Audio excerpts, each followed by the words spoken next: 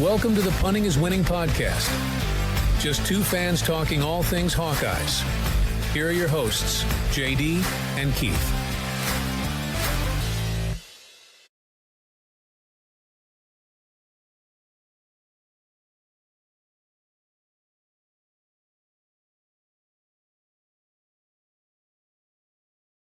Welcome back, Hawkeye fans, to Punting is Winning, your all-Iowa podcast. We are your hosts. He's JD. I'm Keith. Welcome back to another week of Iowa athletics. Been a pretty decent week for the baseball team and not such a good week for the softball team. And then some news on the basketball front from commitments and signees to the basketball team and some more late edition portal entries. And we'll wrap up with a little bit of girls transfer portal news too. What little we know about it, what we know Iowa's kind of looking for in the transfer portal. So we'll start off with last week's question of the week, which was, when was the last time the Iowa men's baseball team won the conference outright? Not the conference tournament, but the actual conference outright. And did we have anybody answer that? I didn't check. Yeah. Oh. There's a couple guys. I think Dean and Kelvin both answered, and I think they got the answer wrong the first time, but then I kind of gave them a little bit better hint, and then they were able to come up with it. So the correct answer was 1990. That's correct. Which would have been, let's see. That would have been your senior year of college, wouldn't it? Yeah, that would have been about, Alan Rath and Cal Eldred. Those were the two stud pitchers, if I remember correctly, for Iowa that year. And oddly enough, I went to a baseball camp in 1983 between my, it was in my sophomore year, but it was around Christmas time, so we had Christmas time off. So they sent us up to, or my folks sent us up to Ames, and I actually warmed up with Cal Eldred a couple of times, and he could heat it right up. Yeah. Was Kevin Ritz part of that team too, or was Kevin Ritz would have been playing for Indian Hills? He would have played from Indian Hills from like 84, 85. Because I think he would have been, when I was a sophomore, I think in high school, he was a senior, I think. So maybe he was 84, 85 at Indian Hills. Because I joined Indian Hills at 86. So I think he'd been gone. I remember you pitched against him once, I think, didn't you, when he played at Bloomfield? No, I don't know that I ever did. We were scheduled to play them. I think I got rained out, and they never did reschedule it. It really didn't make any difference in the standings. So I think they won the conference by like 6 games over everybody else. Yeah, well, that doesn't surprise me back then. Yeah. So anyway, so that's the answer. 1990 was the correct answer on that. Yeah, Iowa has not won the tournament, or has not won the conference outright since then. I've won the conference tournament a couple of times in there, but not the actual straight up regular season conference title, which their trajectory is leaning towards that this year. So let's go ahead and just talk about that. Let's talk a little bit about the baseball team this week. Yeah, this week Iowa had a 3-1 week. The first win was on Tuesday at Bradley. They won that one 13-3 in 7 innings. Then they traveled to Northwestern, a Big Ten opponent. They won the first game on Friday 12-1 in 7. Then on Saturday, they won the game against Northwestern at Northwestern again, 7-1. And then on Sunday, they lost to Northwestern 5-4. So they actually had tied it up in the ninth, and had a walk-off. It was a sac fly. I think that ended up winning the game. Yeah, I didn't get to see the game, but I just see the result. Okay. So Iowa is now 20-10 on the season and 12-3 in conference. This week they have a game with Milwaukee. I've seen contradictory things. I thought at one point I saw that they were playing in Milwaukee, but then today I saw the schedule and it said they're playing in Iowa City against Milwaukee. So I'm not sure. I think they changed that this week. Did they change it? I think so. Okay. And that would be on Tuesday. They have a 3-game weekend set with Nebraska, like a Friday, Saturday, Sunday, kind of similar to what we had this weekend. That will be in Iowa City. So we're wishing them the best. And they've got some pretty hot bats, and they can really drive in some runs and get some runs. They're probably leading the conference in runs scored. I would have to think with as many runs as they have been scoring. I can't think there's too many of them that were right there with them. But I know UCLA only had 2 losses coming in this weekend, and I did not see how they did. I think one game got rained out. They played Michigan, didn't they? It could be, and I did not see how they come out on any of those. So I'd have to look. I remember seeing yesterday. I'm pretty sure they beat Michigan like 13-3 yesterday. Okay. But I did not get a chance to see. I know Iowa had by virtue of playing more games, had a 1-game lead on them going into today. But that was simply, I think they were tied in the loss column, but Iowa had 2 more wins. Just kind of looking through here to see if there's anything. It would be nice if Michigan could take 1 or 2 from them to keep us at the top. It looks like Michigan beat Oregon. Sorry, that they were playing Oregon. So UCLA was playing San Diego. Oh. And that was later this afternoon. Hasn't had a score reported. But Michigan did beat Oregon today, which will help good. Iowa. Yeah, and I think Oregon was right there too. The other one that is kind of interest is Rutgers took down Nebraska today. Oh, that's good. Yeah, so should be an interesting week. Well, good luck to the Hawkeyes, and hope their pitching and bats keep moving the way they've been going, and you can take all. Maybe we can go 4-0 this week. That'd be nice. That'd be sweet. That'd be nice. Yeah. Anytime you can beat Nebraska, it's great. Yeah. Anytime you can get a conference win, it's always good, no matter who it is, really. But yes, it's a little extra sweet for Nebraska, obviously. Yeah. Well, speaking of Nebraska, or do you want to go into more of the baseball here, or do you want to transition? No, I was going to switch over to softball real quick. Series. Okay. Yeah, not good. I think. Let me see. They didn't play a weekday game that I saw. So they had a 3-game set with Nebraska. They won 1 and 2. On Friday, number 20 Nebraska beat Iowa 12-0 in 5 innings. On Saturday, number 20 Nebraska beat Iowa 14-1 in 5 innings. And on Sunday, Iowa came back and won 5-2 over Nebraska. Softball team is now 22-14 on the season and 4-6 in conference. They do play this week a weekday game Tuesday against Illinois State in Iowa City. Then they travel to College Park, Maryland, to have a 3-game set of Friday, Saturday, Sunday with the Maryland Terrapins. I think if I remember right, they were on TV just a little bit ago playing Indiana in softball. I think I swung by that and saw that for a minute, maybe a half inning. But right now, Iowa's 10th in the standings out of, I assume, 18. I don't remember if anybody doesn't have a softball team. I don't know if there's a team that doesn't have a softball team. I know Wisconsin doesn't have a baseball team, but they do definitely have a softball team. Yes. So I would assume everybody else participates in that sport.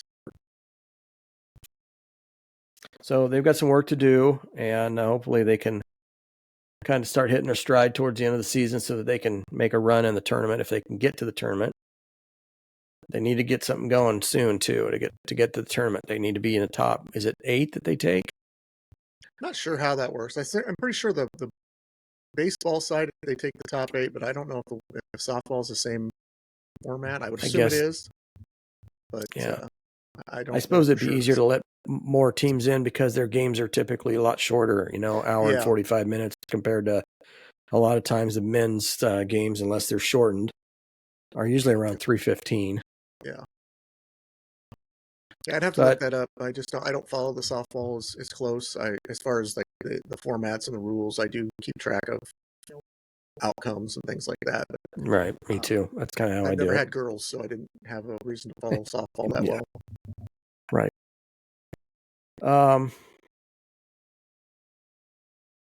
When we talked about last week, we talked about Iowa's new head coach in basketball, men's basketball, Ben McCollum, coming over from Drake.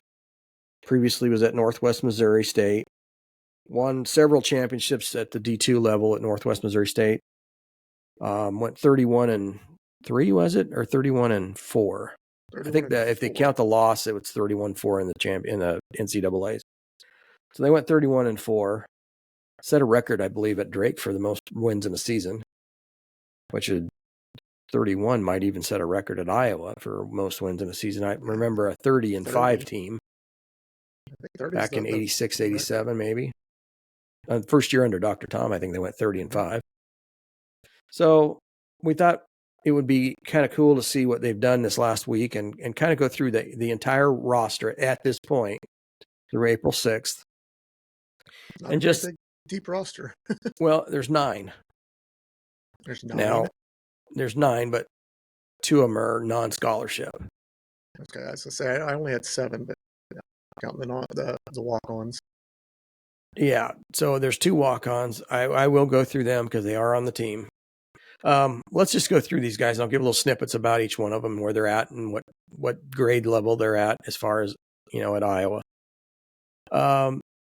First name on the list is a 6-foot redshirt freshman, Trey Buchanan. He is a preferred walk-on out of Westfield, Indiana. His senior year in high school, he averaged 14 points a game. He was a 2-time all-conference, all-county player. As a senior, he shot 41% from three-point line, also 82% from the free throw line. Actually born in Des Moines, Iowa. Mom and dad both were Simpson College alums and both played sports. And did you know that his dad is the GM of the Indiana Pacers? I didn't know that until I read it. Yeah. So he's a redshirt freshman, walk on. Moving on down the line, we got Cooper Koch, who just announced this week that he was going to stay at Iowa, which is fantastic. He is a redshirt freshman, 6'8", out of Peoria, Illinois. I'm assuming he'll get a red shirt for this year, but I'm assuming. Probably get a medical. Yeah, I would think so. He averaged 17.6 points a game as a high school senior. He was a first-team All-State selection. His father is J.R. Koch. We all know who he is. He played for the Hawkeyes from 1995 to 1999. J.R., his dad, was an NBA second-round draft pick by the New York Knicks in 1999. This season, Cooper played in 10 games for Iowa before a season-ending injury. He averaged 4.6 points, shot 48.4% from the field and 43% from three, but a dismal, disappointing 53.8% from the free throw line. Next person on the list is Jacob Cook, also a walk-on at Iowa. He's a 6'2" sophomore. He was a 3-time all-conference selection, selected to the Iowa senior all-star basketball game. He averaged 12.4 points as a high school senior. He was born in Iowa City. His father is Nathan Cook, played baseball and basketball at the University of Iowa. Jacob played in 7 games in the 24-25 season, averaging 1.6 points. He shot 62.5% from the field, and 50% from the three-point line. He was one of 2. So, assume so. Okay, moving on. Carter Kingsbury will be a redshirt senior. He redshirted his 2021 season. Played in 23 games in 2024-25. He averaged 1.2 points per game. He's a 47.6% shooter from the field, 35% from the three-point line, and 75% from the free throw line. His father is Hawkeye legend Chris Kingsbury. Carter is an academic All-Big Ten honoree, played as a walk-on his first 3 years at Iowa, and then was awarded a scholarship for the 24-25 season. Okay, now we're going to start with the incoming transfers that have never played in an Iowa uniform. Okay. The number 1 guy is Bennett Sturtz. He is a 6'4" senior. He played 2 seasons at Northwest Missouri State, 1 season at Drake. He was also the Missouri Valley Player of the Year for this last season. He's from Liberty, Missouri. He is a field of 68 first-team All-American, Andy Katz third-team All-America, NBC Newcomer of the Year. He averaged 19.2 points, 2.21 steals. His assist-to-turnover ratio is 2.86 to 1. Assists, 5.7 per game. And he's the first NBC player to record 600 points, 200 assists, 70 steals, and led the NCAA minutes played per game at 39.22 minutes per game. That's the first player to record that many points, that many steals in MVC history. So he had a pretty monumental first year at Drake, and only year at Drake. Now, you may have to help me with this name. Cam Maniau? Don't know either. I guess I'll have to hear it. I always said it Menyawu, but there you go. I could be wrong. He's a 6'8" junior. He played one season at Wyoming and one season at Drake. He will be a junior at Iowa this coming season. A 35-game starter at Drake. He averaged 7.1 points, 5.3 rebounds. He averaged 57.8% shooting from the field. He has not made any three-pointers. Unfortunately, he shoots very poorly at the line. He's under 50%, 49.5%. So I think next year with some of these guys, unless we can get some guys that can really heat it up from the free throw line, we might not have a very good free throw shooting team from what I've seen. Yeah. Okay, moving on. Cale Combs, 6'4" junior. He's from Nixa, Missouri. He played a season at Wyoming and a season at Drake. He averages 51.1% from the field, 20% from three-point line, 3.8 points per game, 2 rebounds average at Drake. I didn't look at his free throw percentage apparently, because I didn't write it down. Okay, next. A 6'5" sophomore from Plattsburgh, Missouri, Isaiah Howard. Played in 28 games as a freshman at Drake. He averaged 4.6 points per game. He averaged 2.5 rebounds, a 43.5% shooter from the field, 31.1% from three, 44.8% from the free throw line, so even worse. I didn't even know you could shoot that low. Next on the list is the one I've been very anxious to see come to Iowa. Unfortunately, it might be his senior year, but I'm not sure. I'll go through this real quick with you. Tavian Banks, 6'7" senior from Kansas City, Missouri. He's the MVC Sixth Man of the Year. He averaged 10.1 points per game, 5 rebounds, 52% field goal shooting, 9% from three, but 70.5% from the free throw line. Now, he played his first 2 years at Northwest Missouri State College, which is a junior college. Now, rumor has it, and I haven't verified this yet, but the NCAA is talking about making the first 2 seasons, any years you play at a junior college, not count towards your eligibility. Have you heard that? I've heard it. I don't know what the validity of it is. If it's, that was a one-person scenario that they allowed that, and if they're going to allow that going forward, I mean, you kind of have to. If you're going to allow it for one person, you have to allow it for everybody. But I have not heard that's become the standard yet. Well, that just would mean because I haven't heard it doesn't 2 mean more it's years not of true. eligibility. Right. So that could open up 2 years of eligibility, yes. Yeah, Rick, hey, I've got 2 years of eligibility now, if that's the case. You're not going to want a 57-year-old man up there throwing 12-mile-an-hour fastballs. But Iowa has several spots to fill yet. So, as far as scholarship players, they have 7 right now on the roster, plus the 2 walk-ons that aren't scholarship players. So they've got some room for a lot more players to come in through the transfer portal, and I would hope that they would fill those positions. You can't run out there with, 7 scholarship players and 2 walk-ons as your team. So I assume that they're going to add. Ideally, I think you want to get at least 3 more guys. Get yourself to a 10-person scholarship rotation. Not necessarily that you have to play all 10, but you've got some depth there a little bit. I don't think that Drake had much more than about 10 guys Right. on their side, on their bench all year.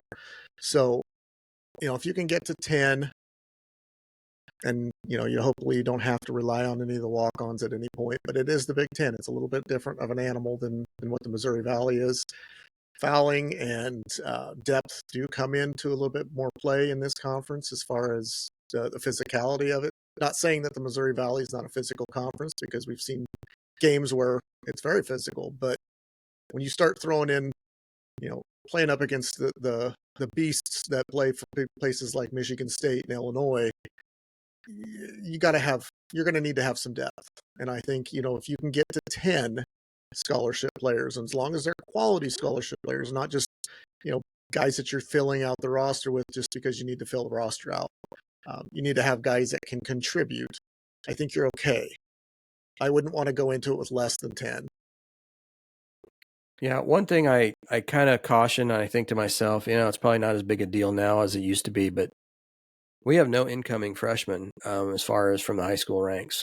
So that is, like I say, with the transfer portal, it's not as big a deal now as it was, but you really do want to kind of build your team up to from a younger level. If you're constantly getting 1 and 2 year players, you kind of want to, especially if you're a point guard guru like McCollum seems to be, you're going to want to get a guy in and groom him from his freshman year on, and then by the time he's a senior, the kid probably be pretty darn good.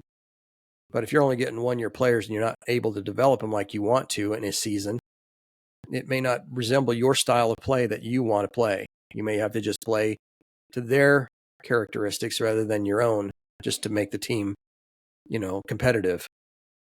Unfortunately, that is the nature of college basketball right now, though. It is. So, it is. But you still have to recruit these kids. To guys. Don't get attached to guys, because they're not going to stick around. No. They don't have enough playing time, or somebody thinks they get disrespected. Well, then, or they can transfer portal is just a little too easy to go into. Yeah, that's the big one right there. Is they can make money go elsewhere. Absolutely. And, if you're chasing somebody's willing to pay it. Yeah. Then that's your thing. I'm not going to tell anybody in the corporate world that they shouldn't go after a promotion if it's more money. Right. Why would I tell a kid, you can't go to Nebraska or whatever for $500,000 more than what we can offer you, whatever the case may be. So yeah, it's going to be interesting to see how he fills out the rest of that scholarship, or those scholarship that he has left. I still like to see him at least hit some kids out of the high school level, just get some good recruits in. I know we had several were coming in of all decommitted. I get it, kind of, but well, they do have one kid coming in scheduled for a visit in 5 days, right after the dead period ends. Kid's name is Nick Lewis. He's a 4-star guard out of had committed to Xavier, I believe, and is decommitted from there. Can't remember exactly where he's at from high school, but they do have him. He was somebody that Iowa had recruited prior to, could not get a visit out of him, and now Ben McCollum steps in and is able to get the visit scheduled. And I think he wants to get I think he really wants to get at least 2 out of the high school ranks to start his career. But right. Again, if he can't, he can't. He's kind of a little bit behind the 8 ball at this point as far as the high school recruiting goes. This is transfer portal recruiting time for the most part. Yeah. So I'm not going to be all over him saying, "Oh, well, you couldn't get the high school kids." Well, didn't have a whole lot of opportunity there. So we'll see what he does in his first full year of being able to recruit high school kids. And I agree, you can't build your team solely on transfers. I mean, I see schools that are doing it or trying to do it, but it's costly. Yeah, it's going to cost you a lot, and the high school kids don't, and you can develop them. But the problem with developing is you develop them for 2 years and make them good, then they want to go someplace else. You're not the blue blood school that I want to play at, so I'm going to go play at Duke now that I'm good. Yeah, I want to go play at Michigan State now that I'm good. Kind of feels like Iowa sometimes can be a farm club for the blue bloods, and that's unfortunate. Yep. And that's the way it is for a lot of schools. In football, that's been not the case. I mean, you've developed and you've had them be able to, the guys will stick around for the most part, you know. Yeah, there's their fair share of transfer guys, but I don't remember seeing a whole lot of high quality, you know, guys that are uh, key contributors to your program going elsewhere from Iowa. I see them sticking around. It's the guys that are, I call them, I don't want to call them the tweeners really, but they are kind of tweeners there. It's like, well, you know, they've shown some potential, they could make it, but they haven't had a chance to really gel in this offense, and they think that they can make something elsewhere. Okay. You know, Gavin Hoffman's one that comes to my mind, is a guy that I kind of had a little bit of high hopes for, and just, I don't know that the playing time was going to be there right away. And some guys don't want to wait 3 years to get their shot, and other guys are okay with it. Well, I also kind of do wonder a little bit about the scholarship limit and how we are going to have to reduce that scholarship limit. We're pretty stacked in certain positions and a little lean in others. So, you know, like I know Iowa had several tight ends. So I think it came down to, you know, one of them, you know, had to go, or maybe just 105 scholarships is, you know, it's not 105 scholarships. It's 85 scholarships still, but it's 105 players total on your roster. Okay. So there you go. And I don't think they call them walk-ons anymore, but that's just call them, they're walk-ons. That's what they are. Yeah. You got to get down to that, I understand that number. What you're saying. Yeah, you got to get to that number, and sometimes, you know, it's the same deal like you've seen in the past where scholarship guys didn't get invited to the fall camp, you know, and that's not to the detriment of the recruiting. It's more of some guys just don't work out. Some guys look great on, you know, play like or look like Tarzan, play like Jane. Yeah. Or they come in, they're still good, but they don't want to put the effort in. They don't want to put the work in. They're not a good cultural fit. Sometimes you thought they would be, but they're not. And, you know, and that's okay. It happens. You're not going to hit on every single recruit that you recruit. Guys are going to be busts. It's just the nature of the beast. There's guys that are under recruited that turn out to be phenomenal. You know, Josie Jewell's a great example of that. His only offer, Josie's only offer was what? Luther, Loris, one of the two, something like that. Well, his backyard. Yeah, I mean, again, literally. No other Division I offers, and look where he's at. Right. He was a first-round draft pick in the NFL. Cooper DeJean, not highly recruited. I mean, Coop was a 3-star kid that, you know, probably could have gone I don't want to say anywhere, but, you know, had Iowa not been where he wanted to go, he could have gotten, I still refer to it as 1AA. He would have been a high-quality 1AA, or even, you know, mid-major type of guy that somebody would have picked up. But under-recruited and was an absolute stud, you know? No. So it's a good thing he was a Hawkeye fan. Yeah. I hope his brother is as big a Hawkeye fan as he is, which I think he is. Well, unfortunately, the lid's off of that can, so you know, he's not going to be as unknown as his brother was. I'll tell you that. Yeah, so I think he's already a little tougher. Top 10 or top 15 in the nation. Yeah, right. Kind of like Epinesa's kid after AJ got here. I mean, AJ was a highly sought after recruit, but seeing what he was able to do, and then his brother is just as athletic, if not more athletic, that's kind of hard to keep that hidden. But hey, kind of excited to see him play this fall. If he gets to play at all, he should be able to. Yeah, I would imagine. I would think, as talented as he is coming out of high school, he's probably already has Iowa's playbook, and he's probably already been on the field with some of the players, and he's probably, you know, even though he's probably still finishing up his senior year, and you know, I don't know if he graduated early or not, but I'm sure he's gotten a little bit of a leg up. Yeah. So, well, shall we dive a little bit into the women's team a little bit and talk about some potential transfers that they're looking at? I don't really have any notes here for that, so I'm going to let you kind of run this one. The only thing that I'm seeing is they did have the girl from Arizona in for a visit last week, Jada Williams. And then she went over to Iowa State and committed to Iowa State. And I think a lot of people were confused as to, why would you commit to Iowa State over Iowa, which, hey, we have our opinions on that. But my understanding from what I've heard and all the smoke that I've seen is that Iowa didn't even offer. There was something that they saw that kind of, I don't know if it was cultural fit, maybe she had a little bit of a ego to her. I don't know. I wasn't there on that visit, so I don't have any idea, but something happened that kind of dissuaded them from offering, which is fine. They do have their eyes on a couple of other transfers, one from USC, a girl by the name of Avery Howell. She's a guard, freshman guard for the USC. I think she averaged just about 8 points per game, which, when you start thinking about the fact that the players that USC had this year with Juju Watkins and I will always screw up her name, but Kiki Irafan. Kiki Irafan. Yeah, I'm sorry. I apologize for screwing up her name. Irafan. Those are two prominent scoring players, and if you can average 8 points in that system with those two averaging 18 to 24, and you can still get 8, you're a pretty solid recruit. Yeah.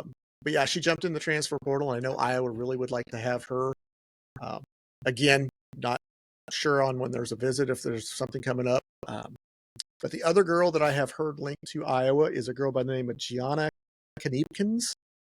She's a 6-foot guard out of Utah. She's a junior, averaged just under 20 points per game at 19.3 and had 5 rebounds per game and 3 assists per game. So I think if you could get either one of the two of them or both of them, which ideally, if you get both of them, that would be fantastic. You're losing a point guard as it is. I don't know if either one of them are considered point guards or not. I think you got Addie Deal coming in, can probably step in and be a contributing point guard next year. You're going to have something because you're losing Aaliyah Guyton, who was really your only point guard on scholarship left after Lucy Olson left. So I think you need to have a ball handler because as we've talked many, many times throughout the year, pressure defense was not something Iowa handled very well at times. And having the need for a solid ball handler is paramount when that happens. Yes. That probably cost them 3 or 4 games on the year that they should have won, quite frankly. And so I think you got to focus and you got to say, I've got to get at least one of these two, if not both. And, because you've got to have somebody that's going to take the spot of what Lucy Olson was contributing. I've also heard of a girl, and I don't remember her name, and it was just in passing that I saw it, and I haven't found it again, but there was another girl from Villanova that was transferring. It was another guard. And somebody had mentioned maybe that Lucy could talk to her and talk to her, because I know she'd gone into the portal, but I don't remember her name. But I want to say she averaged like 11 or 12 points a game. So, and I think she was just a sophomore. I'm not afraid of the Big East players because they play in a pretty serious conference. Yeah. They got some quality. They got some quality teams. So UConn. I think they're looking at the right, but as you've said, it's 3 more guards. They need somebody they need a big. I haven't seen a lot of bigs in the portal. I haven't seen a lot of quality bigs in the portal. Let's put it that way. I know Sarah Williams from Wisconsin's in. I think she's bound for more East than Coast. what Iowa can provide. Although, I think if she was to choose in Iowa, if Iowa was interested, it's if you don't go to one of the big 4, which, I consider the big 4, UConn, South Carolina, LSU, and probably Texas or UCLA, USC type of player. If you're not choosing one of them, then Iowa would be a very good place for you to go, because exposure wise, you're going to get people in the stands that are going to see you. You're going to get you're going to be on TV every game. Yeah, you're going to get the exposure that you need. So if you're not going to the major blue bloods, then Iowa's not a bad place to go. Iowa's on No, I agree. that second tier right there. I think that,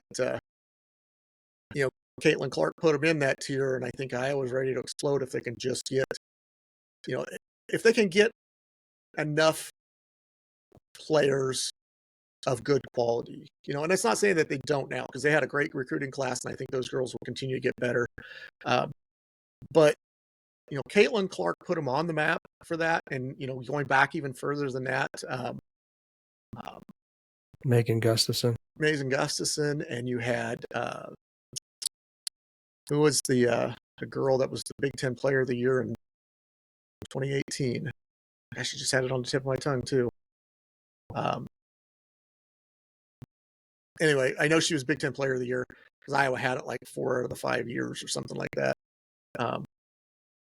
They're on the cusp, they talk about how Caitlin Clark is not the GOAT, which, I mean, that's a bunch of crap anyway. We know that as Iowa fans and as people who actually have eyes and watch basketball know that that's crap to say that she's not. It's because she hasn't won a title. Well, a title's a team sport. If you can be Michael Jordan, but if you've got Michael Jordan and you've got a bunch of John Licklighters on your team to surround him with, and I'm not saying that that's what Caitlin had, don't get me wrong. I mean, I obviously had some talent around her. It doesn't matter if you're Michael Jordan or not. You can't single-handedly will your team to a championship in this day and age. You're playing against teams that have All-Americans, McDonald's All-Americans sitting on the bench. Yeah. Because you've got 5 All-Americans sitting in front of them. Well, it makes it a lot easier to win a national title that way than it is if you've got one certified, bona fide All-American and you've got some quality players behind them who are good role players, but they're not stars. It makes it a lot more difficult. And that's not trashing, Kate Martin or Gabby Douglas or any of those, or Gabby Marshall, not Gabby Douglas, Gabby Marshall or any of those players at all. But we know just as well as anybody else, they're not Caitlin Clark. They're not of the talent of Caitlin. Well, so it's easy to say that, she's not that good because she didn't win a title. Well, that's like saying, well, yeah, to your point, I did catch a few minutes of the UConn South Carolina championship game today, and Paige Becker's a quality player, no question about it. Yeah. Everybody knows that. It's not really a debate. That. Nobody's doubting that. But she's surrounded herself with 4- and 5-star players. Even that freshman today that led the team. Mm-hmm. I mean, that right there ought to show you that team's loaded. When you got freshmen that are coming in and leading the team and scoring in certain games, and you just, it takes a lot of the pressure off of Paige Beckers, and she can just go out there and free flow through the game and play relaxed. Well, of course, play hard, but play a relaxed game where she knows she doesn't have to do it all. I think sometimes Caitlin Clark felt like there might have been times that she had said to herself, "I'm going to have to win this. I can't rely on, the other players. I'll feed them when they're under the basket and they can easily make a shot. But I feel like this is on me to win." Yeah. And I don't think Becker's ever had that pressure. No, and you think about it, it's similar to, if you want to equate what it's like, put it in the sense of Caleb Johnson. Everybody knew Caleb Johnson was the offense at Iowa. So what did they do? They loaded the box to stop Caleb Johnson. And most teams couldn't do it. But it's the same thing with Caitlin Clark. You double team her, you triple team her, you do whatever you can to get in her face because she's the one that single-handedly can beat you. You can't do that with a UConn because there's not just one person that's going to beat you. There's multiple people that are there that are going to beat you if you don't play straight up. You can't double Paige Beckers because Azzy Fudd's going to beat you. Well, if you have to play Paige Beckers straight up one-on-one, yeah, she's going to win most of those matchups. Yeah. Caitlin Clark's going to win most of those matchups too. And I guarantee you that she's going to outscore Paige Beckers in those matchups because that's just the way it is. But, and that's not to take anything away from Paige Beckers. But to say that if Paige is better than Caitlin just because her team won a title, you don't have any eyes and you don't know basketball. You're just a straight up Caitlin Clark hater if that's the case. Yeah, I agree. So anyway, that's what I have on the girls recruiting and what's in the transfer portal at this point. Not a whole lot. I don't know a whole lot as far as I know this. Like I said, I think it's a dead period as it is. So until the championships are out, so we'll see what happens in the next week or two. Yeah, it's going to be interesting to see where these some of these transfers fall, and it seems like sometimes the rich get richer and the poor get poorer. The UConns of the world start catching all these other players that are really, really, really good, and they're just reloading every year. They're not rebuilding; they're reloading. It's unfortunate that seems to be the landscape of college basketball, especially women's, and well, it could be men's too. I guess really no difference. It'd be nice to see some different blood in every year, but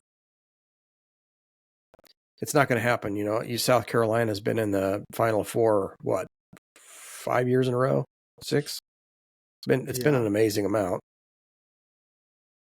And then I think UConn said today that UConn won their 12th national championship under Gino Auriemma. Mm-hmm. Come on, guys. That's about an uneven playing field at this point. It is a little bit, but I guess if you can do it, you can do it. Yep. You're playing within the rules, that's fine. Yep, exactly. So, well, I don't have anything else. I was just going to say, I said last week that I was going to shave, and I did. This feels much better. I don't know. I only do the beard thing basically about every other November through April, or till about April. Just kind of let it see how much different it grows every year, if it's different or if it's not different. How much more gray is in there than it was the year before or the 2 years before. But I don't know. I probably do it again in 26, fall of 26. I won't do it again fall of 25. I'll probably just shave it completely. What's that? I'll do it for you. Oh, are you gonna let it grow this time? No. Oh, okay. You're just gonna leave it on. Yeah, just leave it there. It's already a little longer than what I'd want it to be anyway. I kind of like to see how far I can get it to grow before I decide it's too much. Yeah, I did that one year. It was not pretty. Yeah. I guess I'm not really all that.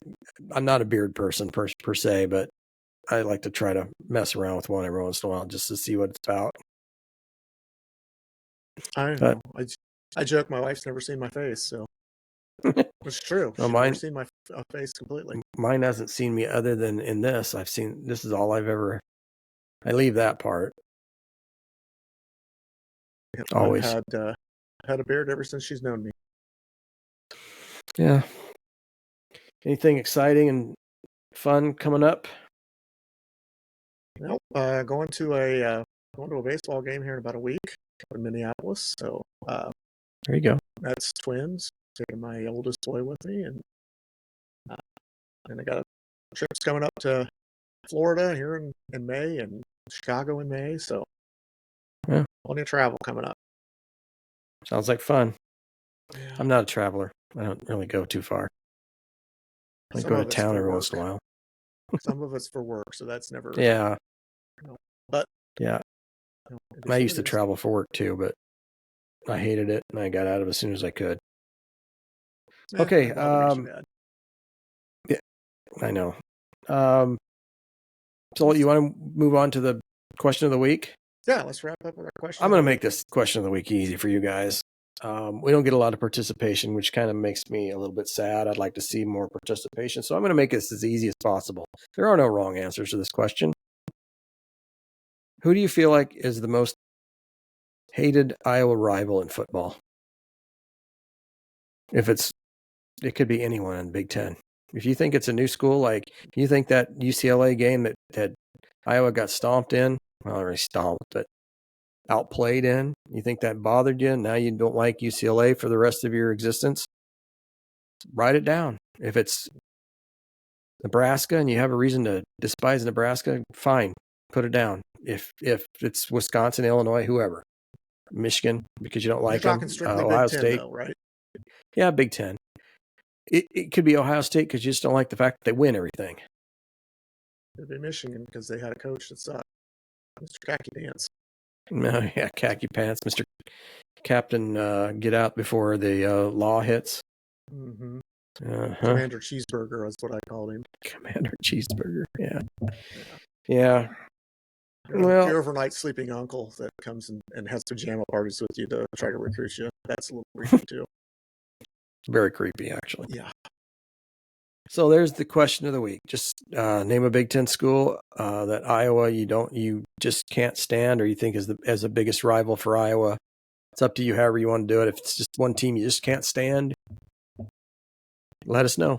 I want to try to get people to participate and actually answer the questions. So I want to make these things easy so that they get kind of in a real rhythm, and then maybe we'll try to have some fun questions like this more often, just to try to spur some interest and participation. Yep. But that's it. That's all I have. All right. It'll be short tonight. As usual, if you like what you see, give us a thumbs up, like the videos, subscribe. Doesn't cost you anything to subscribe. We did pick up another one, I think, this week. Had a little trouble with the TikTok. They weren't allowing me to post anything on there this week. I don't know if I violated some back end rule or something, but it kept bombing out on me. So nothing was on TikTok this week. Hopefully that'll change and I can get back out there. But we do still have the YouTube Shorts and Facebook, Spotify, Apple Podcasts, all the usual players. And then don't hesitate to put your answers on the Facebook page too. If you don't want to drop it into the YouTube channel, go out to their Facebook page. I'll try to drop a link to the Facebook page in there and make it easier. But our link tree is located in our bio for YouTube, so you should be able to get to it from there as well. But yeah, if you're not one that likes to comment, or you don't want to create an account to comment, but you want to go out and comment on Facebook, we're more than welcome to have that. Other than that, again, merchandise is out there if you're interested. All proceeds go to the Swarm, and there's some good stuff out there. So don't hesitate to take a look. Help support us. Good word of mouth is great. Tell your friends. Tell your friends' friends. Tell your enemies. I don't care. Anybody that listens, we'll be happy to take them. So, all right. With that said, we'll round it off with the Go Hawks, and we'll call it a week. Go Hawks. All right. Go Hawks.